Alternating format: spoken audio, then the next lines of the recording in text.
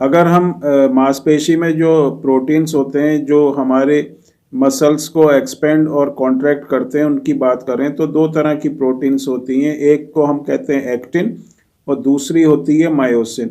Actin जो protein होती है ये दो फिलामेंट एक्टिन से बनती है जिनको एफ एक्टिन कहते हैं और ये एक तरह का पॉलीमर होती है जो छोटी छोटी यूनिट जिनको मोनोमेरिक यूनिट कहते हैं उनसे मिलकर बनती है और इन यूनिट को हम कहते हैं ग्लोब्यूलर एक्टिन। और ये जो दो एफ जो एक्टिन होते हैं या फिलामेंट होते हैं ये हेलिकली बाउंड होते हैं, एक दूसरे से ओवरलैप करते हैं एक दूसरे को। और इनके साथ एक और जो प्रोटीन होता है जिसको हम ट्रोपोमायोसिन कहते हैं वो भी साथ साथ इनके लगा रहता है। ट्रोपोमायोसिन के ऊपर जो एक और स्पेशल प्रोटीन होता है जिसको हम ट्रोपोनिन कहते हैं।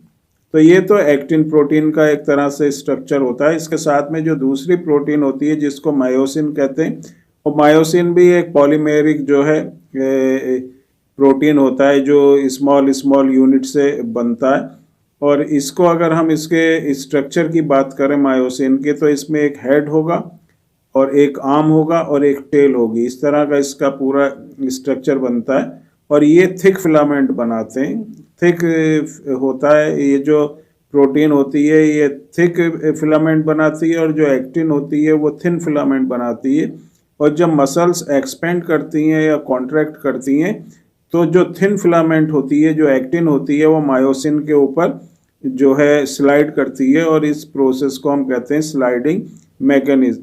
इसमें एनर्जी की ज़रूरत होती है और एनर्जी जो है एटीपी से मिलती है।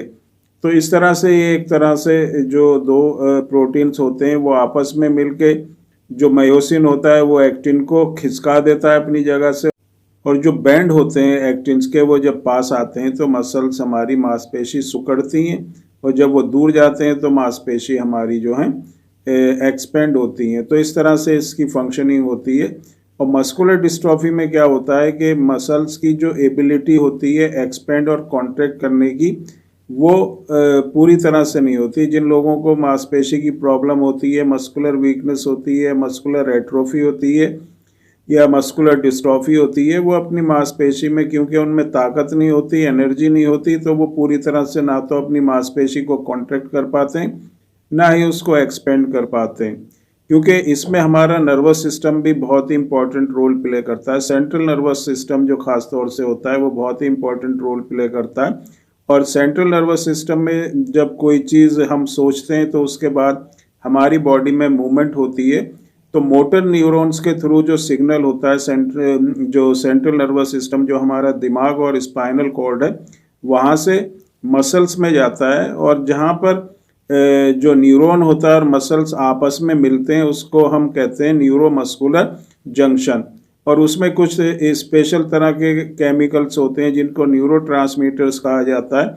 और न्यूरोट्रांसमीटर्स में क्या होता है कि वहाँ पर एक्टिवेशन होता है जिससे जो कैल्शियम आयंस का जो है प्रोडक्शन होता है। सार्कोलेमा में जो सार्को प्लाज्मिक रेटिकुलम होता है उसमें से कैल्शियम आयंस बनते हैं और उसके बाद जो है वो ट्रोपोनिन जो होता है उसमें जाके उसको बाइंड करते हैं और इस तरह से जो मायोसिन फिलामेंट होती है वो एक्टिन से चिपक जाती है और मूवमेंट हमारी मसल्स की होती है। तो मस्कुलर डिस्ट्रॉफी में क्योंकि ये सब प्रोसेस पूरी तरह से नहीं होते और मांसपेशी बहुत ज़्यादा कमज़ोर हो जाती हैं और मस्कुलर डिस्ट्रॉफी जिन लोगों को होती है उनकी प्रोटीन्स जो है प्रॉपर नहीं बनती बॉडी के अंदर और हेल्थ जो है फाइबर्स की या मसल्स की मेंटेन नहीं रहती और मांसपेशी की बहुत ज़्यादा प्रॉब्लम होती है। तो इस तरह की अगर किसी को प्रॉब्लम है तो जो बेस्ट ऑप्शन होता है वो होम्योपैथिक मेडिसिन होता है। और जो होम्योपैथिक मेडिसिन हम देते हैं इसी तरह के जो प्रोटीन्स होते हैं जो मसल्स की मांसपेशी की ताकत के लिए उनके एक्सपेंशन और कॉन्ट्रैक्शन के लिए ज़रूरी होता है।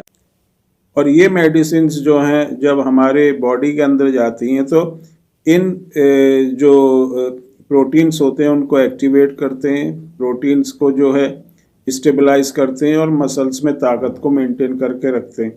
तो बहुत ही इफ़ेक्टिव होती हैं। मसल का जो स्ट्रक्चर होता है, मसल की जो फंक्शनिंग होती है, उसकी जो वर्किंग कैपेसिटी होती है, उसकी जो स्ट्रेंथ होती है, उसको ये जो मेडिसिन से बढ़ाती हैं और प्रॉपर वे में मसल्स को उनकी नॉर्मल कंडीशन में लेके आती हैं। और आहिस्ता आहिस्ता जैसे जैसे आप ये मेडिसिन लेते हैं तो आपके मसल्स में स्ट्रेंथ बनती है।